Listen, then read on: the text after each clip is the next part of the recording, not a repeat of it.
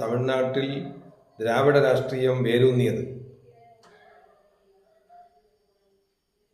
വളരെ ശക്തമായ രീതിയിലുള്ള പ്രവർത്തനങ്ങളിലൂടെ, സിനിമയിൽ ഉൾപ്പെടുത്തിയിട്ടുള്ള ഗാനരംഗങ്ങളിലൂടെ, സിനിമയിൽ ഉൾപ്പെടുത്തിയിട്ടുള്ള തിരക്കഥയിലൂടെയാണ് തമിഴ്നാട് രാഷ്ട്രീയത്തിൻ്റെ ഭാഗമായി DMK എന്ന് പറയുന്ന ഒരു പ്രസ്ഥാനം വന്നത്. MGR ദ്രാവിഡ മുന്നേറ്റ ഘടകത്തിൻ്റെ ട്രഷററായിരുന്നു എന്ന് മാത്രമല്ല, ഒട്ടനവധി തവണ ഏതാണ്ട് 3 പ്രാവശ്യം MLA അല്ലെങ്കിൽ MLC ആയിരുന്നു എന്നുള്ളത് കൂടി നമ്മൾ കണക്കിലെടുക്കണം. അപ്പോൾ സ്വാഭാവികമായിട്ടും തമിഴ്നാടിനെ സംബന്ധിച്ചിടത്തോളം MGR മുഖ്യമന്ത്രി ആയത് അദ്ദേഹത്തിൻ്റെ ഫാൻസ് അസോസിയേഷൻ്റെ ബേസ് കൊണ്ടല്ല.